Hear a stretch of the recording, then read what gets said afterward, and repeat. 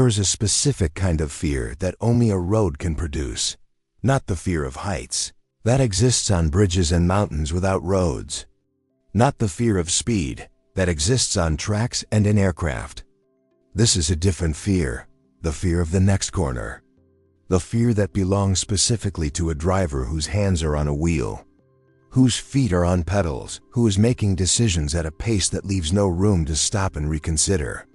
On a surface that was never designed to forgive, the roads on this list were not built for drivers who need reassurance.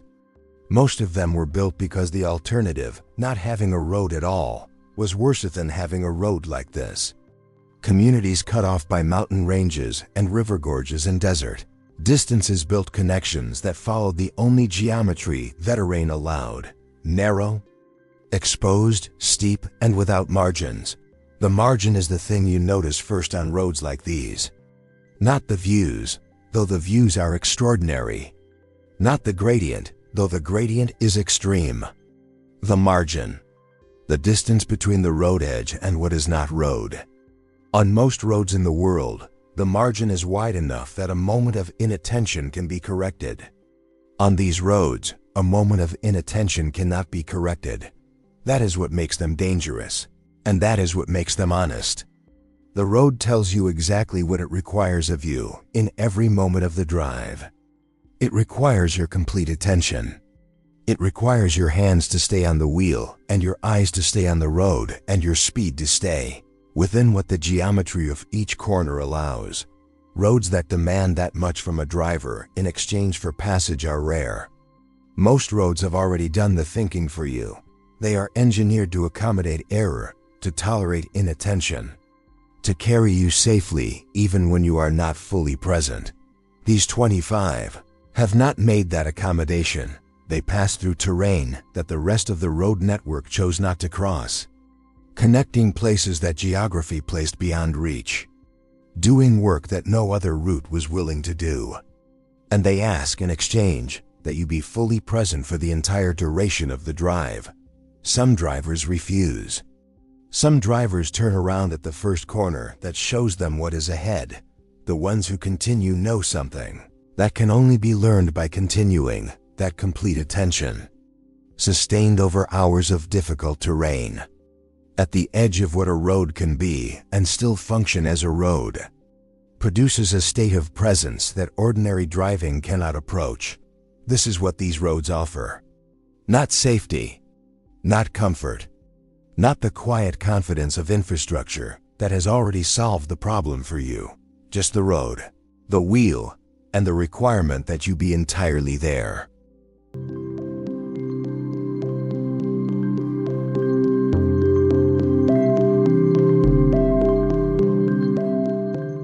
The Hana Highway is beautiful in the way that things are beautiful when they are too concentrated to be comfortable.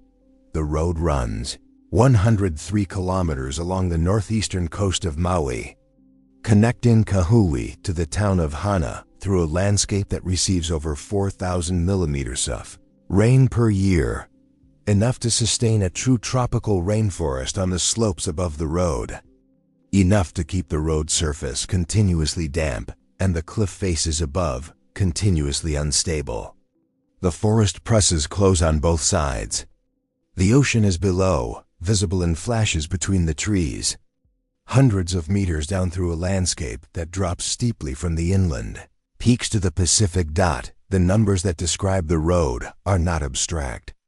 620 corners, the majority of them sharp and blind. Corners where the road curves around a headland and what is coming toward you is not visible until you are already committed to the corner. 46 one-lane bridges, each one requiring a decision about priority. Who arrived first? Who has the stronger nerve? Who will reverse? And who will proceed?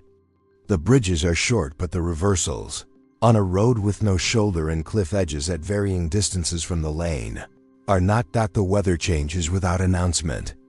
The windward position of the road, the side of the island that faces the northeast trade, winds and catches the moisture they carry from the Pacific, means that rain arrives in the time it takes to drive between one waterfall viewpoint and the next. Wet rock does not grip tires. Wet road edges that were visible in dry conditions become ambiguous in rain. The waterfalls that cross the road in heavy rain, water falling directly onto the driving surface from cliffs above, are not marked on any map because they are not permanent features. They appear when it rains, which on this road is frequently. The rental car companies on Maui have a clause in their agreements about the Hana Highway. Many prohibit their vehicles from being driven on it or require additional insurance.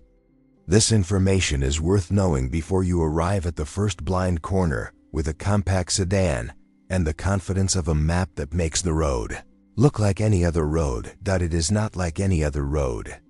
It is 620 corners in a rainforest on the edge of a cliff, and every single one of them requires you to be there, not thinking about Hana, but there, present on that specific corner, with your speed appropriate to what you can see and your hands ready for what you cannot.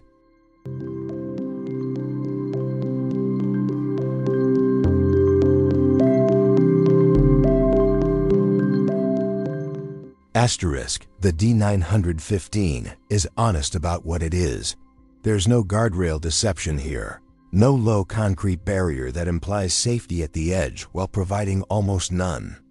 The most dangerous sections off D915 simply do not have guardrails. The edge of the road is the edge of the road. On the other side of that edge is the drop. And the drop is not disguised or softened by anything placed between the driving surface and the void. The road connects the black seacoast to the Bayburt Plateau in northeastern Turkey, climbing through terrain that the road builders could not avoid, rather terrain they chose. The Sokenli Pass section is where the road becomes what it is remembered as 29 hairpin bends in a landscape of near vertical slopes, each bend requiring a geometry that is too tight for large vehicles to negotiate in a single movement. Trucks and SUVs reverse on the bends, finding the angle through a sequence of forward and reverse movements that place the rear wheels at varying distances from the unguarded edge. The surface is gravel and compacted, earth in many sections. Not damaged asphalt, the road was not paved and then degraded.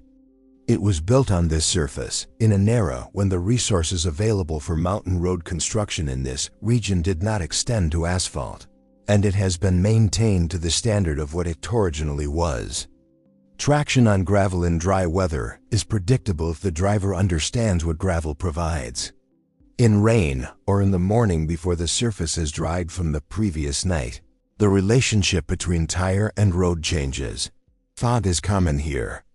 The altitude of the pass and the temperature differential between the plateau and the coastal valleys below creates the conditions for dense fog that reduces visibility to the distance of a car length or less. On a road with 29 blind bends and no guardrails, the visibility that matters most is the visibility into corners. Fog removes it entirely. The drivers who use this road regularly, the truck drivers, who carry goods between the coast and the interior, the farmers who move between their villages and the market towns, know the corners. They know which ones require the full width of the road to navigate, and which ones have visibility that the geometry alone does not provide. That knowledge is not available to visitors. The D915 does not punish visitors for not having it. It simply does not protect them from not having it.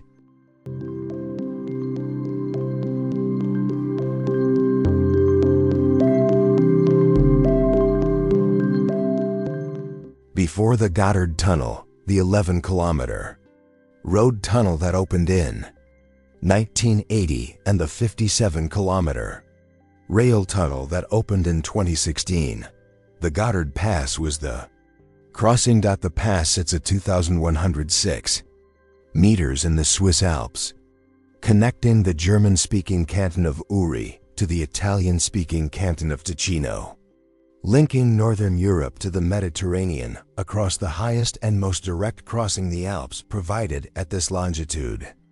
Armies crossed it. Merchants crossed it. The road that exists today follows the same alignment that those crossings followed, because the mountain did not offer an alternative alignment. And no amount of engineering changes the fact that the slope above the pass on the southern side is too steep for a road to ascend directly. The southern approach, the Tremola, a cobblestone road built in the 1820s, descends through a series of hairpin bends that stack upon each other down the cliffs, each one connecting to the next through a sequence that requires constant steering input and constant attention to gradient. The cobblestones are original. They are not smooth. In wet conditions, their surface has the grip characteristics of whetstone, which is to say, the characteristics that whetstone provides. The rock walls press close on the upper side of the road. In some sections, the wall is close enough to feel through the open window, close enough that a vehicle at the outer edge of its lane, leaning into the mountain to leave space on the abyss side, would contact the rock. The choice between wall and abyss is present on every bend. Modern traffic avoids the Gotthard Pass for most of the year. The tunnel is faster, lower, safer, and open in winter when the pass is closed.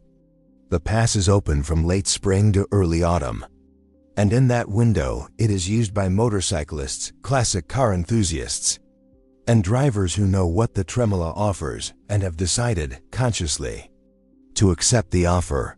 What it offers is a road that has not been updated to modern standards because it is maintained as a historic monument, which means it offers the experience of driving a route that required the same things from drivers in the 1820s that it requires from drivers now: attention, speed management, and the willingness to negotiate the geometry of a hairpin on cobblestones with a drop on one side and a rock wall on the other.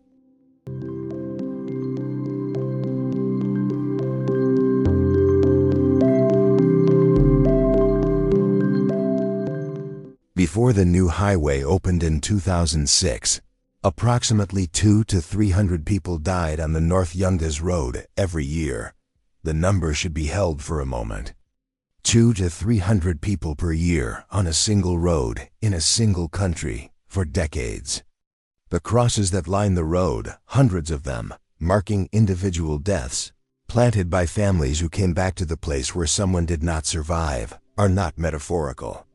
They are specific. They mark specific locations where specific vehicles left the road at specific moments. The road descends from La Paz at nearly 4,700 meters to the town of Karakoram at approximately 1,200 meters, a drop of 3,500 meters over 64 kilometers. That gradient, spread over that distance, produces a road that is continuously descending through a landscape that continuously presses toward the valley below. On the upper section, the cloud forest that the elevation supports presses against the road from above. On the lower sections, the subtropical vegetation grows so quickly that the road edges require constant clearing to remain visible. The road is 3 meters wide in many sections. 3 meters, barely the width of a large truck, less than the width of 2 small vehicles side by side. When 2 vehicles meet on this width, one of them reverses to a passing place. On a road cut into a cliff face, reversing means placing the rear of the vehicle over the edge, positioning the back wheels beyond the road surface, while the driver, who cannot see behind the vehicle, relies on a guide standing in the road to direct the maneuver.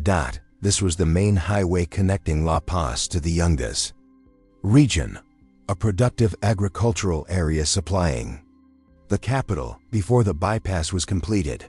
Trucks, buses, the full weight and width of commercial traffic.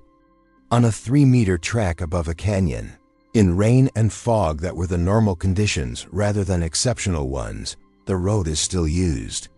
Local traffic continues. Tourists come specifically to mountain bike the descent, and the road supports a significant tourism economy built around the danger that killed hundreds of people. When the road was the only way down, the crosses are still there. They are not removed when the tourist season begins. They are the road's own record of what it cost, and they are part of what you see when you descend.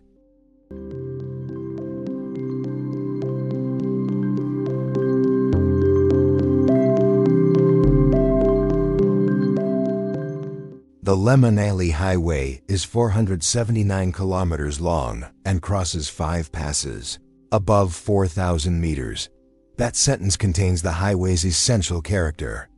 Not the length. 479 kilometers is a manageable distance on a road that functions normally. The passes. 5 of them, each one requiring the road to climb from a valley to a height above 4,000 meters and descend again to the next valley. In terrain that does not offer gentle grades or smooth surfaces for this ascent and descent. The total driving time is typically 16 to 18 hours across 2 days. Not because the distance requires it, but because the road does. The passes are Rotenla at 3,978 meters, Baralachale at 4,890 meters, Lachalungla at 5,059 meters, Nekila at 4,739 meters, and Tanglengle at 5,328 meters, the second highest motorable pass in the world. At Tanglengle, a sign installed by the Indian Border Roads Organization reads, "You are passing through the second highest motorable pass of the world." Unacclimatized travelers may suffer from breathlessness and giddiness. The sign is not joking. The altitude at Tanglengle is high enough that altitude sickness is not a risk but a probability for travelers who have not spent time acclimatizing. At intermediate elevations, the road is open for approximately 5 months per year, from approximately late May to mid-October, weather permitting. The rest of the year, the passes are under snow that no vehicle can negotiate. The communities in the Spiti and Lahau valleys that the road connects to the outside world are accessible in those months, and, in varying degrees depending on snowfall, isolated in the rest. The traffic on the highway is a mixture of the vehicles and people that this isolation creates: military convoys, supply trucks, local buses, motorcyclists who have come from across India to ride one of the most challenging motorcycle routes on the subcontinent, and occasional tourists in vehicles with drivers who know the road. The diversity of these road users and the diversity of their experience and their vehicle capability means that the road at any given point may have a heavy military truck negotiating a hairpin ahead of a loaded tourist, taxi ahead of a motorcyclist who has never been at this altitude before, managing that situation on a road surface that changes from asphalt to gravel to mud within the same kilometer and with a cliff edge at varying proximity to Thelen, requires the specific attention that this highway requires of everyone on it.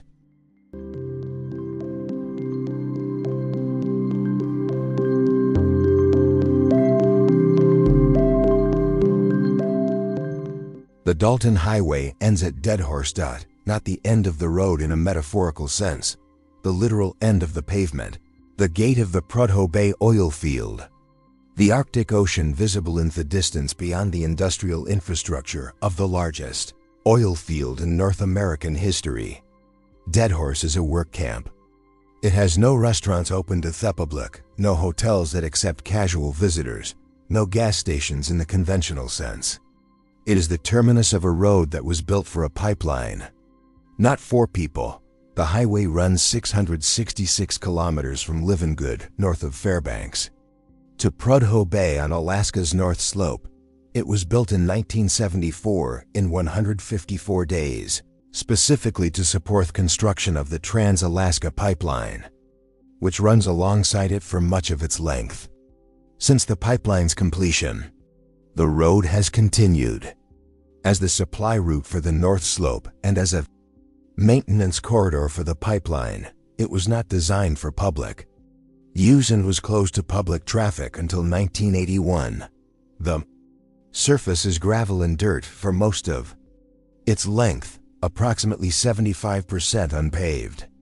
The trucks that use the road daily create a surface condition called washboard, transverse corrugations in the gravel that develop from the vibration of heavy vehicle axles and that create a bone-rattling ride at most speeds. Driving fast smooths the corrugations slightly. Driving slow amplifies them.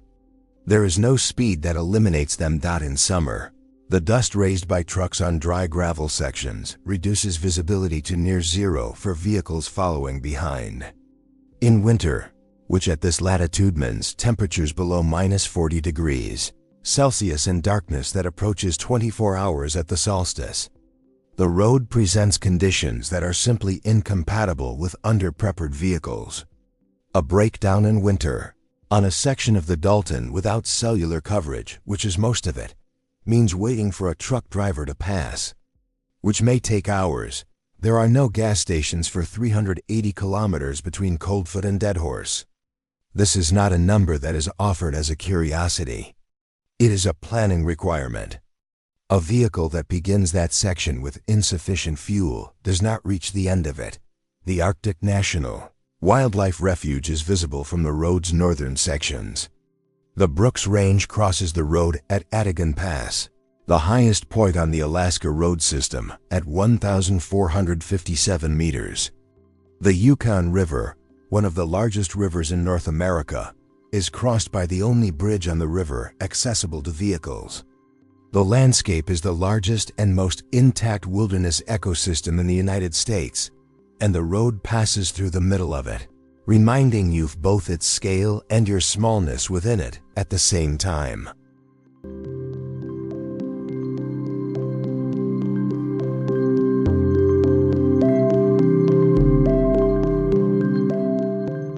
The roads on this list are mostly dangerous because of what is not there: guardrails, width, paved surfaces, oxygen. Visibility. Commonwealth Avenue is dangerous because of what is there. The avenue is an urban boulevard, 12 lanes, a median, pedestrian crossings, bus stops. The full infrastructure of a major city arterial road. It runs through Quezon City in Metro Manila, connecting the older districts of the city to the newer development along the corridor. By every metric of road design, it is a modern, functional, adequately constructed road. The speed is the problem. The official speed limit is 60 kilometers per hour. The actual speed of buses and private vehicles in off-peak hours regularly exceeds 80 to 100 kilometers per hour. The combination of a wide road, wide enough to feel like a highway rather than an urban street, with a speed limit that is routinely exceeded by the heaviest vehicles on it, in conditions where pedestrian crossing activity and bus stop boarding and alighting continue at the pace that urban life requires, produces the conditions for frequent, serious, and frequently fatal accidents. The avenue records approximately 3 to 5 accidents per day. Over years, the accumulation of this daily rate has produced a total that places it consistently on the most dangerous roads in the Philippines and, in some measures, among the most dangerous urban roads globally. The engineering is not the failure. The road is correctly built for its speed limit. The behavior is the failure, specifically the gap between the speed limit that the engineering supports and the speed at which the heaviest, most dangerous vehicles actually travel. A bus traveling at 100 kilometers per hour on a road designed for 60 is not using the road as designed. It is using the width and the straightness of the road as a license for speed that the design never intended to provide. This gap between design and behavior is the danger. And it is a kind of danger that guardrails and surface improvements cannot address, because it exists in the decisions of the drivers, not in the geometry of the road.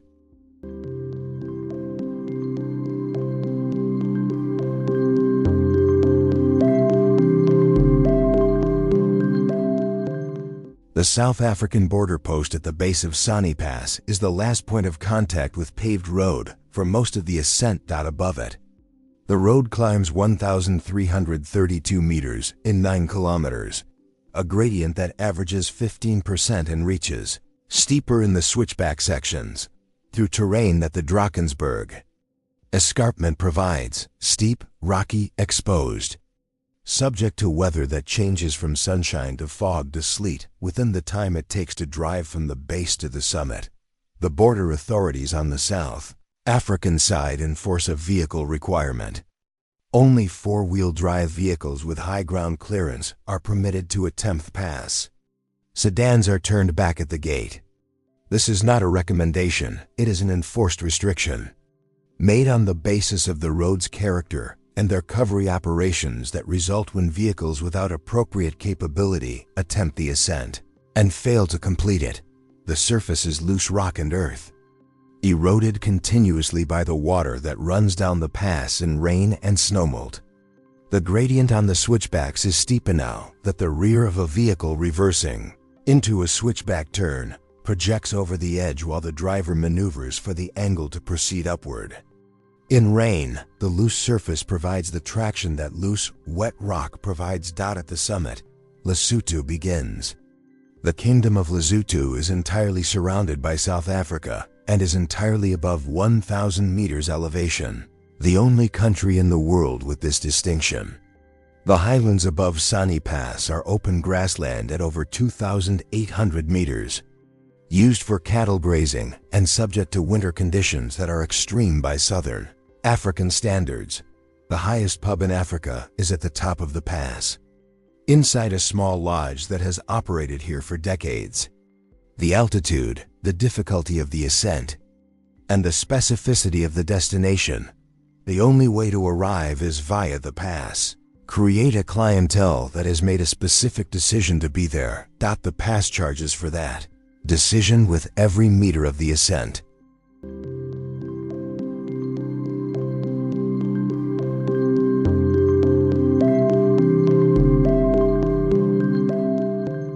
The Taroko Gorge is marble. Not ornamental marble, construction marble.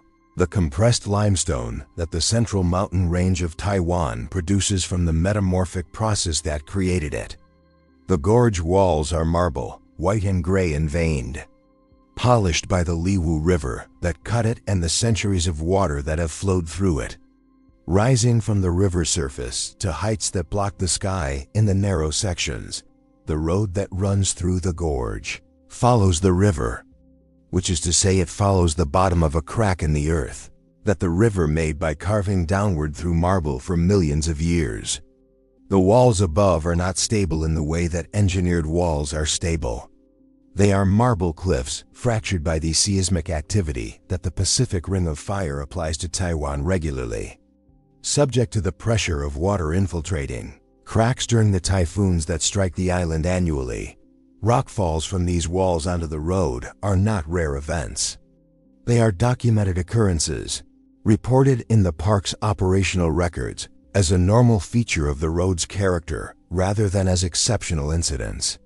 The 2024 earthquake that struck Hualien, the county in which Taroko Gorge is located, caused damage to the road and to the gorge walls that required months of repair and resulted in closure of sections of the route.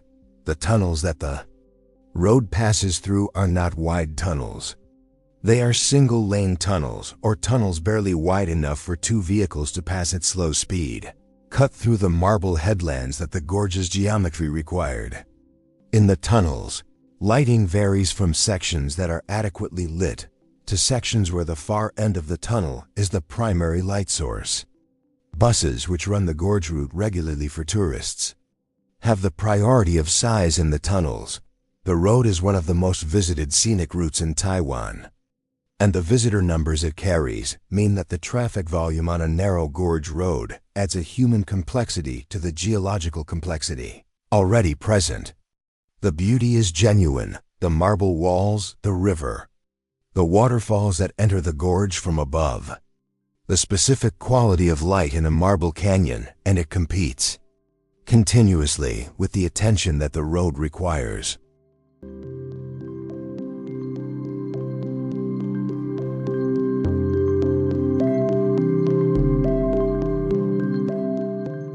For most of the 20th century, the village of Gooliang was accessible by a single route, a stone staircase cut into the cliff face above the Taihang Mountains, so steep and so exposed that it was known locally as the Sky Ladder.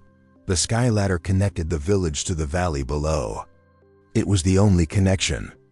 Everything that moved to and from Gooliang people, food, supplies, the products of the farms on the cliff-top plateau moved by this staircase. For centuries, this was the condition of life in Go'uliang. The connection to the world was a staircase so dangerous that the old, the young, and the heavily loaded could not use it without assistance. In 1972, the village elders made a decision. They would build a road. Not petition for a road.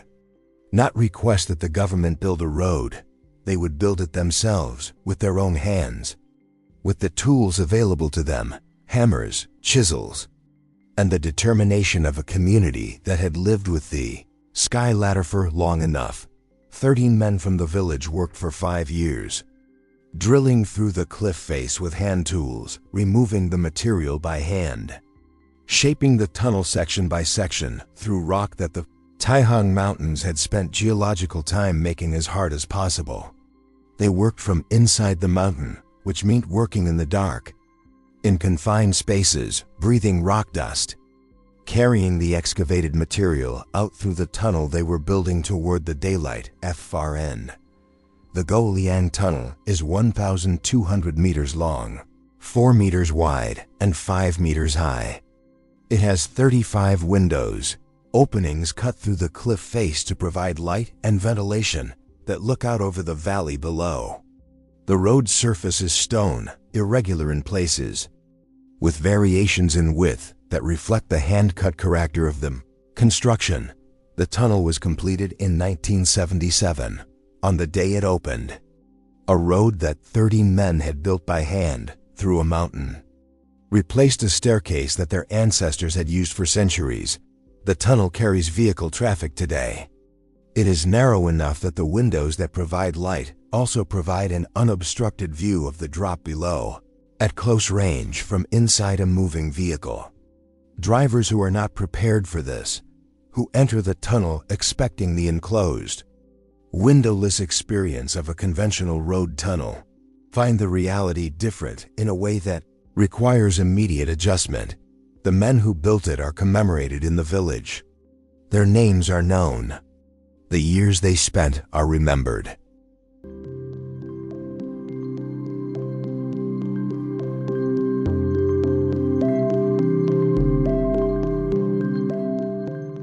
The road into Skipper's Canyon was built during the gold rush of the 1860s by miners who needed to reach the Shotover River terraces where the gold was.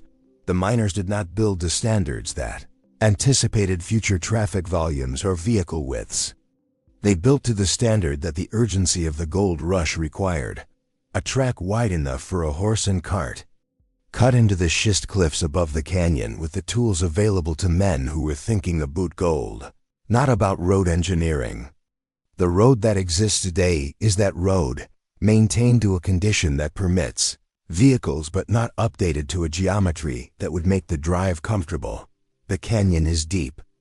The Shotover River at the bottom is far below, not always visible from the road, which in some sections runs inside the cliff rather than on its face. The schist walls above the road shed rock. The road surface, which is unsealed, collects this rock and the material eroded from the walls and presents it as the driving surface. After rain, the surface is wet schist and loose gravel. The grip it provides is what wet schist provides. The road is approximately 22 kilometers long. The rental car companies of Queenstown do not permit their vehicles on it, a restriction that is both a practical liability decision and an honest statement about the road's character. The road can be driven in a suitable vehicle, with sufficient care and at appropriate speed. The question of what appropriate speed is on a road with no guardrails, blind corners, and a canyon below involves a calculation that each driver makes for themselves.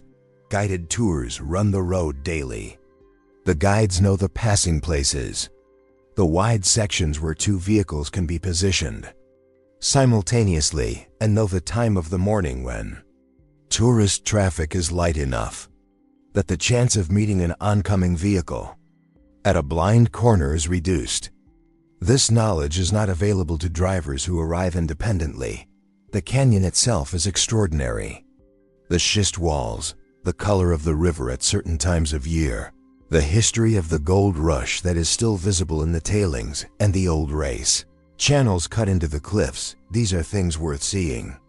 The road that leads to them is the price of seeing them, and it is a price that the road sets itself in its own units.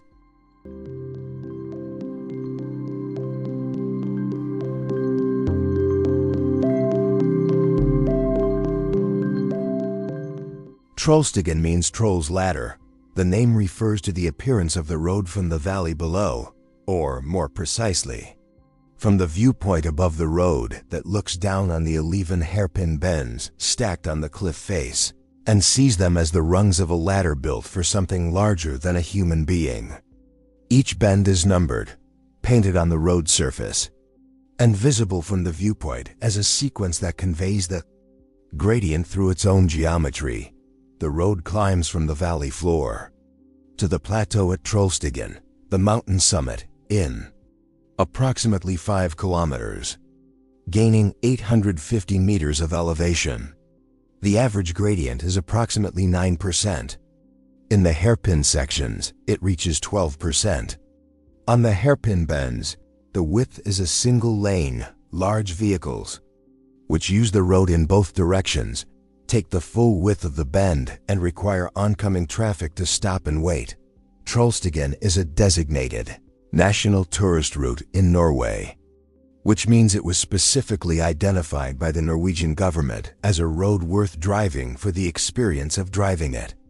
And supplementary architecture, viewpoints, rest facilities, visitor infrastructure was commissioned and built along its length. The road is not accidentally beautiful. It was recognized as beautiful, and that recognition was acted on with investment. That the visitor infrastructure does not change what the road asks of drivers. The viewpoints require pulling off a narrow mountain road at altitude. The tourist buses that use the route in summer occupy the full width of the hairpin bends and require other vehicles to predict their line and weight. The gradient on the descent is steep enough that brake management is not casual. Norway has a specific relationship with mountain roads that is different from most countries. The extreme topography of the fjord landscape created the need for mountain roads that no gentle terrain would require. And the roads that resulted from that need have been used and maintained and considered as infrastructure rather than obstacles for long enough that a road with 11 hairpin bends and a 12% gradient is classified as a tourist route rather than a problem to be solved. The Norwegian perspective. This is the road the mountain allows. We have made it beautiful.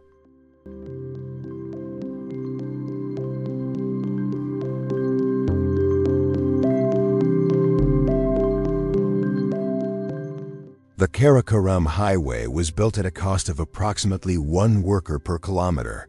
Over 810 Pakistani and 82 Chinese workers died during the road's construction between 1959 and 1979, a 20-year project that crossed the Karakoram, Hindu Kush, and Himalayan ranges simultaneously, threading a road through terrain that the highest mountain ranges on Earth had spent geological time arranging into shapes that resist passage. The highway runs approximately 1,300 kilometers from Abbottabad in Pakistan to Kashgar in China, crossing the Gotthard Pass at 4,693 meters, the highest paved international border crossing in the world. At that altitude, the air contains approximately 60% of the oxygen available at sea level. Vehicles run rich. The fuel-to-air ratio that was calibrated at lower altitude becomes incorrect at altitude, and engines that run normally in Islamabad run noticeably worse at Gotthard. Drivers who have not acclimatized gradually experience altitude symptoms, headache, nausea, impaired judgment. The geological setting of the highway is the most dramatic on the list. The Karakoram contains more glaciers and more extreme relief than any mountain range outside the polar regions. The road passes beneath peaks that rise to over 8,000 meters. K2, the second highest mountain on Earth. is visible from sections of the highway, through valleys that were carved by rivers draining those peaks, on surfaces that those rivers regularly attempt to reclaim. Landslides are not exceptional events on the Karakoram Highway. They are seasonal events, and in years of heavy precipitation, they occur multiple times in the same section. The road's maintenance requires continuous attention. A section cleared of debris in the morning may require clearing again by afternoon if Thetebra's source above is active. In 2010, a landslide created Atabid Lake, a body of water that submerged 20 kilometers of the highway underwater for 5 years. The views from the road are, by the standards of mountain roads globally, among the most extraordinary available. The Rakaposhi, Ultarsar, and Bachara peaks are visible at close range from road-level positions. And the Hunza Valley section, the most photographed segment, frames these peaks above terraced fields and the blue-green water of the Hunza River. The road offers these views in exchange for the full engagement of the driver and the vehicle. Not as a transaction, but as a condition. The road that passes through this landscape is the road that the landscape permits. And the landscape permits a narrow, exposed, continuously changing surface with drops that begin at the road edge and end at the river.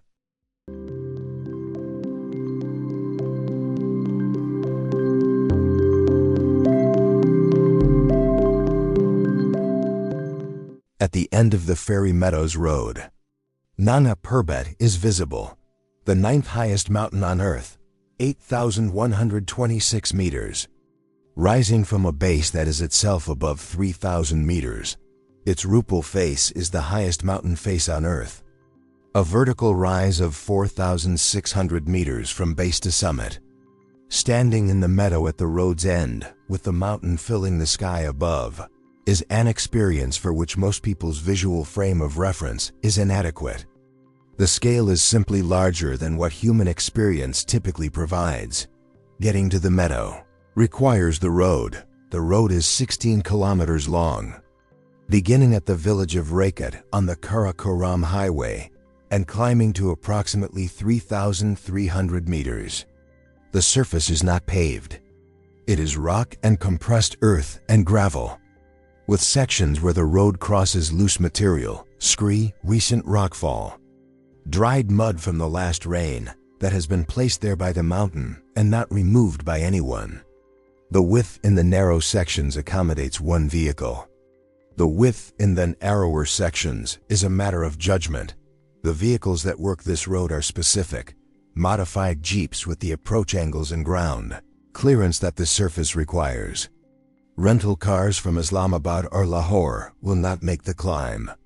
The drivers who run tourist jeeps up this road know it as a piece of equipment that they operate rather than as a challenge at the face.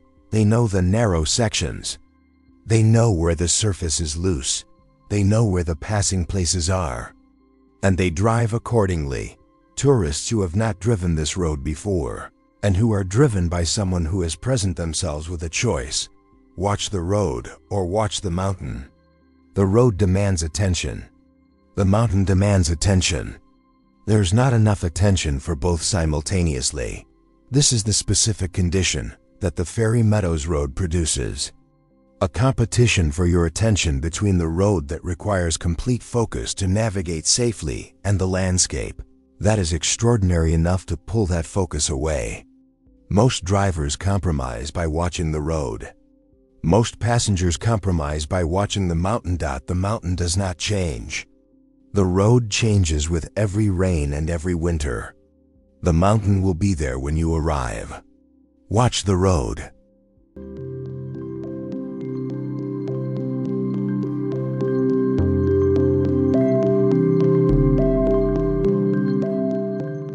The mountains that required the Karakoram Highway to be built exactly as narrow and exactly as exposed as it is have not changed. The tide that reclaims the passage du Gois twice a day has not been negotiated with. The cliff face at Go Liang still holds the windows that 13 men cut through it with hammers and chisels because they needed a road, and no, One was going to build it for them.